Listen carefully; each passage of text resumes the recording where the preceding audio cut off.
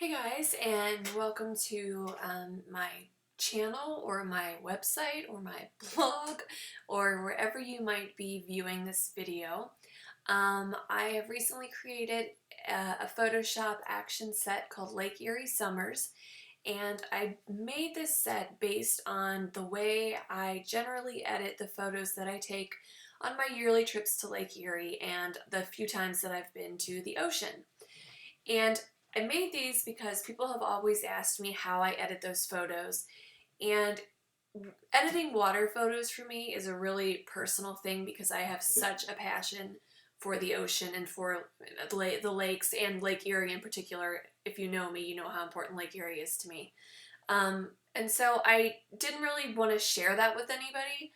But then I thought, hey, why not? Why not? It's fun and let's all have fun with it. So what I'm going to do in this video is I'm just going to show you how to use these actions to their fullest potential. And I'm going to go ahead and assume that you already know how to generally use Photoshop and how to load actions into your actions palette. If you don't, I can provide a link below of just another video that basically explains how to load actions into your current version of Photoshop. So I'm going to start here in my actions palette with my Lake Erie summer set. And I'm going to be doing all the actions on this photo that I took at Lake Erie a couple of years ago. And so, there's a bunch in here for us to get through, so we're just going to start going through them. And I'll kind of tell you the motivation or the decision making behind each action. So this first one is called Sandy Beach. So we're going to hit that and we're going to hit play. And there's a lot of stops in my actions, which means a stop is like a prompt. It'll give you some tips for how to deal with the layers that are created. So the first thing it does is it creates two tints, brown berry and suntan. And you can turn one off, turn on the other. You can raise or lower the opacity of each color. Just kind of play around with this until you get something that looks, nice to you. And then we hit play again. And there's a grain layer called sand to, obviously be the sand on the beach. And again, you can make this really strong if you like that. You can make it really weak. It's up to you by adjusting the opacity. And that's it. And then when the next time you press play, it flattens your image, and this is your result. I made this one kind of based on some colors that I found just, in the layers of a seashell on the beach. So we're going to revert back to our original. And we're going to go to the next one, which is called High Tide. Now this one I like to use on really intense wave shots that I get. If you follow my work at all, you'll know that several years ago I took a series of really up close and personal wave photos. The timing was really crucial because the wave would come in and I would have to get the shot before the wave would, overtake me and destroy my camera. So High Tide is how I really love to edit those types of photos. So the first thing it's going to do is it's going to give you a deep blue color layer and it's going to give you a darken layer. Now, you can adjust how much blue. If you want a lot of blue, you want just a hint of blue. I like a lot of blue for these, so I usually have these up pretty high. And I also like these dark because I think it makes it look a lot more rich and intense. And that's it for that one. It's just a very deep, rich, full blue that I just absolutely love. So we're going to restore to original again. The next one we have is called Moss, and it's pretty self-explanatory. I based this color off of some seaweed and algae that was in the lake. And so you have a moss green and a more moss, which is a different shade of green. Now, if you don't like the lighter shade of green, you can turn that off entirely, and you can just turn up your moss green layer, or you can have them both on and just adjust the opacity. Either way, you get that the way you want it. Press play again, and it's going to add a layer called algae, which is a grain layer. If you don't like it, you can just turn that layer off. You can increase it or decrease it with the opacity. Press play, and you've got a contrast layer that you can turn off or on. If you want it to be a little more faded, you would turn that off. If you want stronger contrast, you can turn it up. Hit play, and you're finished.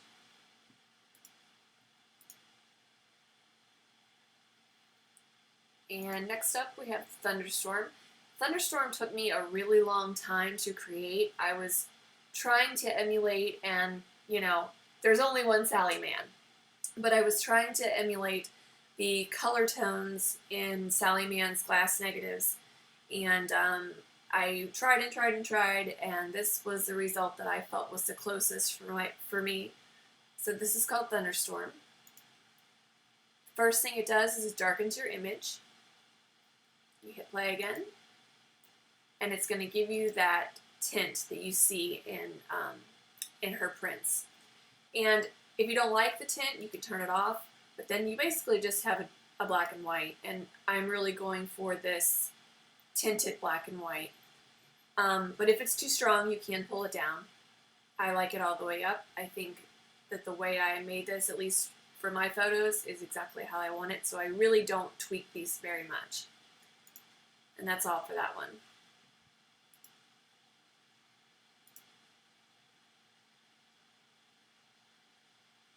Next up is Lightstorm, and I named this one after the way the sky kind of looks right before you get a very light rain. So the first thing it does is it gives you a cold white, and you can turn that down, but the purpose of the image, the purpose of the action, is to give you a very light finish. So, you know, depending on the exposure you start with, I keep this up kind of high because that's the look I'm going for. Press play, and it gives you a tint that you can increase or decrease as you see fit. And that's it. It's a very light, high-key, earth-tinted finish.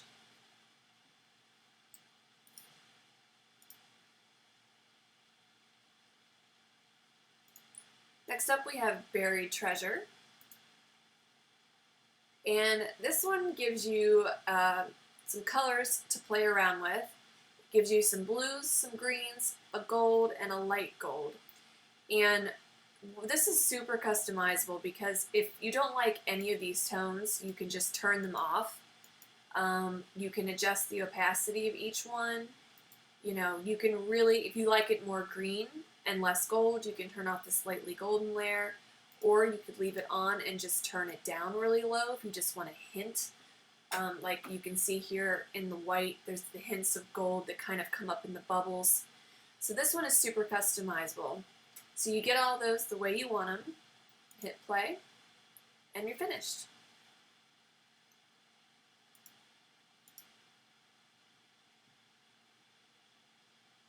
Next up is Seashell, and again, I chose this based on colors that I actually sampled from photos I had taken of seashells I have found or that I own, or you know, whatever. So that's where this one comes from. So we hit play, and it's going to give you a purple shell layer and a pink shell layer. If you don't like purple, you can turn it off. If you don't like pink, you can turn that off. And you can adjust the opacity of each one of those colors until you get what you like. And then you get a lightning layer, which kind of gives it like a full sun effect. And if that's too much for you, you can turn that down. And if you don't want it at all, you can turn it off entirely. And now you have a contrast layer that you can adjust just in case you lost some detail when you got the lightning layer. And that, I believe, is the last step. Yep, and that's your finished image.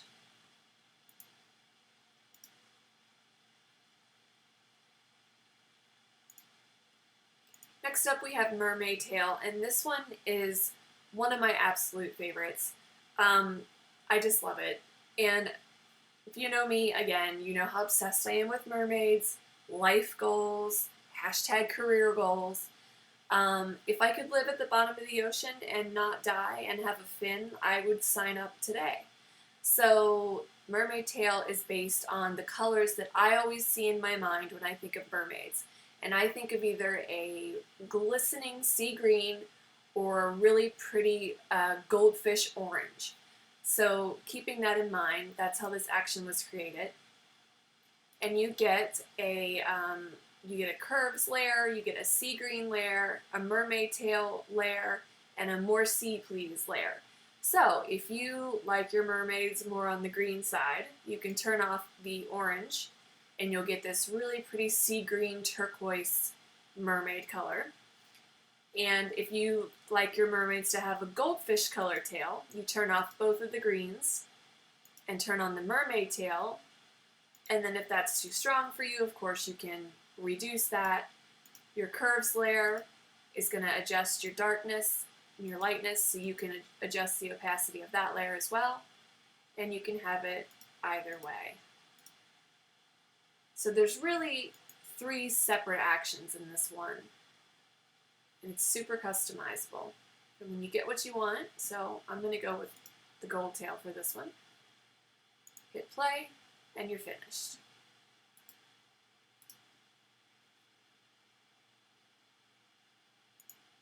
Next up is Warm Sunshine, and I made this one just based on the latter part of the days we would spend at the beach when the sun would be not as intense as it is at high noon, but still pretty deep and hot, and it would just cast, you know, that golden hour sun onto everything. So for this one you get the sunshine color layer, you get a darkness layer, and you get a contrast layer.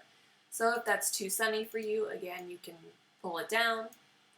If you want it lighter, you can take that darkness off, or you can just pull the opacity down, and the same with the contrast. And that one is finished.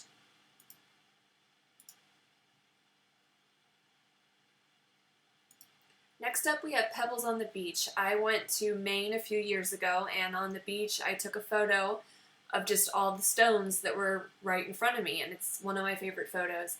And to make this action, I opened that photo and I pulled color samples from the different pebbles, and I made a tone for each one of those pebbles.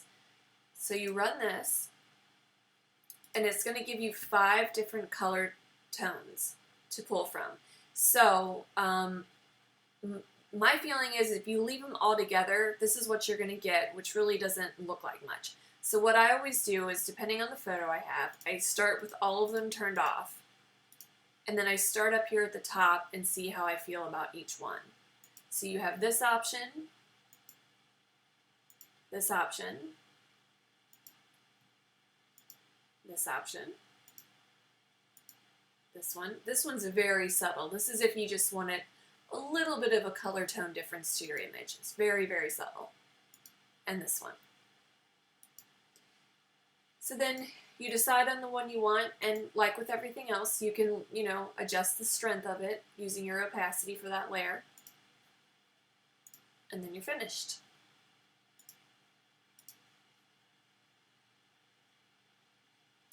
Next up is Shipwreck, and I made this one with the imagery of obviously a shipwrecked in the middle of the ocean, and the lighthouse and the flashlights of the people who are trying to reach the passengers of the ship to save them. That was, it's, you know, the ship gets wrecked in a thunderstorm, and rescue comes out with their flashlights, and the lighthouse is blaring its, you know, its white light. That's where this comes from. So what it does is it gives you this layer called lighthouse, and that is a filter, a lens filter layer that gives you a bright burst of light right in the middle of your image. So you can see when I turn that off and on. And then you get a darken layer because in my mind this is happening in the middle of the night, out at sea at midnight. But you can adjust that. You can turn that off if you want it to be light instead of dark. You can adjust the opacity. Your gradient map is your black and white conversion, so you want to keep that turned on. And then you have another layer that you can make even darker. And you get those adjusted the way you want, and you hit play. And now you have a softness layer. And I just think this adds like an ethereal quality to it. If you don't like it, you can just turn it off. The other thing you can do is you can click on your layer mask and you can select a black brush. I always leave mine at 100% opacity when I'm erasing blur. So if I want like the details of these bubbles to come back, I would take my black brush and erase the blur from those sections so that those bubbles really, really pop against the blur. You can do that anywhere on the image where you don't want blur. So I think that looks pretty nice. And then you hit play, and you're finished. It's a very intense one. I really like this one.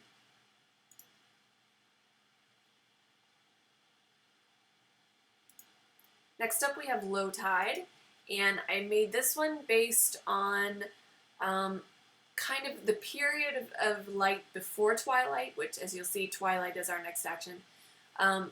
So low tide is basically when the tide is, you know, not very high.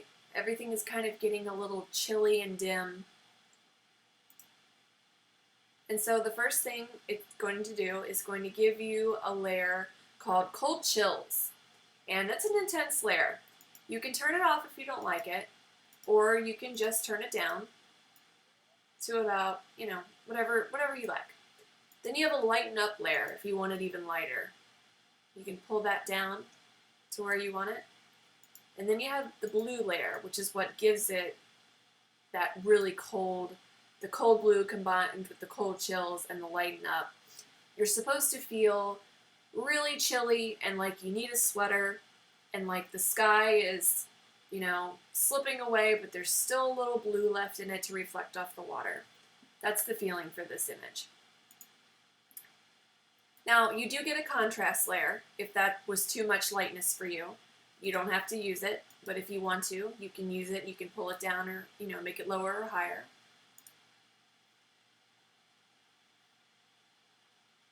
And then finally, you're going to get another blur layer similar to the one in Shipwreck. And it's a radial blur.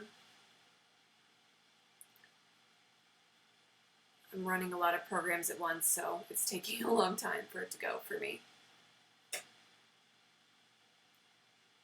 So you've got your radial blur here, and what I'm calling the fog layer. And again, you can make it less intense, you can make it super intense if you're feeling all crazy like. And it also has a layer mask where you can, again, paint back details that you don't want blurred, like these bubbles. Maybe some through here. And that is that.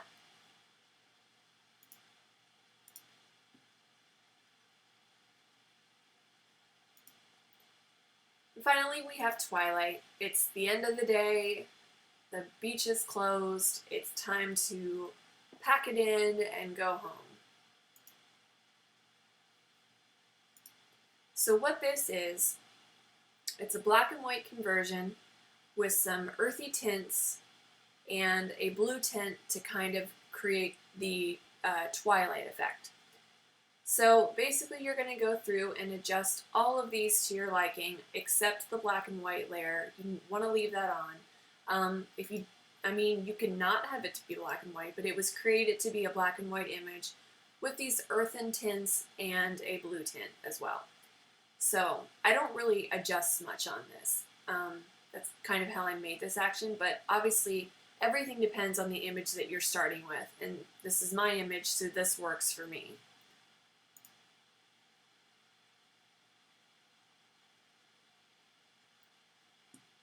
And this one also, like the previous two, has a blur effect with the layer mask that you can paint back details.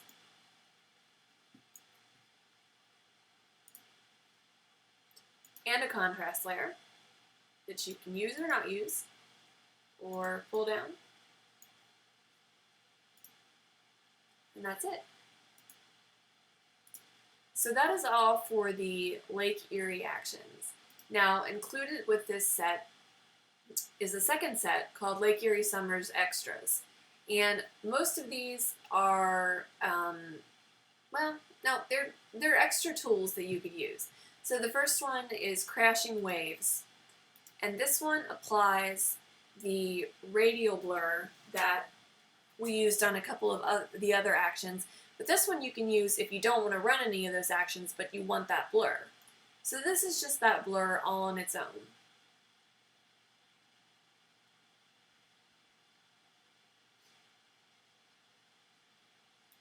And again, same thing. You can adjust the opacity, use the layer mask, use your soft brush, paint back your details, press play, and you're finished.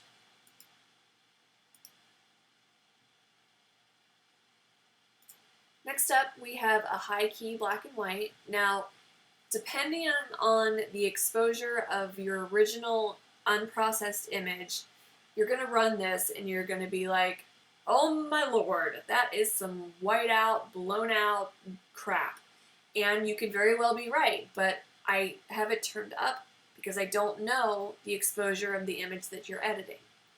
So you run the high key black and white, and the first thing it does is it whites out pretty much your whole life. I mean, what the hell is that? So you come over here to the high key layer, and you pull this down to your preference. And again, this is going to be solely dependent on the exposure of your original image. And then you also want to adjust your curves. So if I'm going for a high key black and white, I'm going to go right about there. That's where I would stay and call a high key black and white.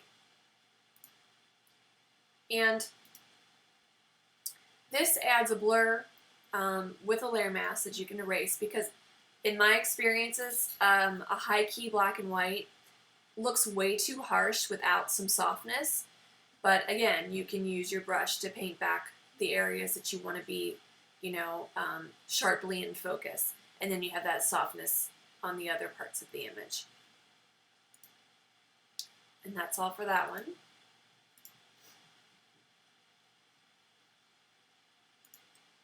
And then we have a timeless black and white. And my inspiration for this was a newspaper that you would maybe find from the early 1900s that had been left out in the sun and had been washed out.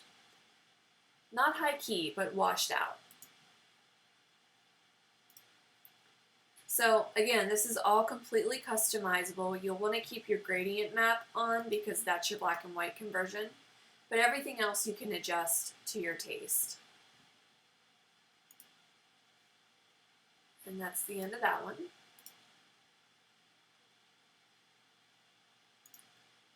And then we have a matte finish, and you can use these, or you can use this action in conjunction with any of the Lake Erie actions if you want that dull kind of matte film-looking finish to your photo. So I'm going to play that here, and as you can see, with a curve layer, a saturation layer, and a photo filter layer, this really, creates that matte look. You can play with these if you want. Everything is customizable, but I made these specifically to make that matte finish. So depending on the color and exposure of your image, you can adjust those. And that's done. And then the final ones I have are Sharpen Up, White Border, and Size for Web. So I'm just going to go ahead and show you all those while we're here. Sharpen Up is just a basic sharpening feature. You can see in the image when I have it off and when I have it on. I probably wouldn't use it after using the matte finish because that kind of undoes what we just did, but just for the sake of demonstrating that the actions work, I'm going to leave that on. And then it flattens out. And then you can put a white border around your image if you like. And this last one, Size for Web, brings it down to about 900 pixels so that you can easily upload to Facebook, Instagram, Pinterest, and not have a gigantic file to wait to upload. And that is it, friends. I will have all the details about how to get these actions in the description below. If you have any questions, you can email me. Feel free to follow me. I'll have all of that linked below. Thank you so much for watching, and I hope you enjoy them.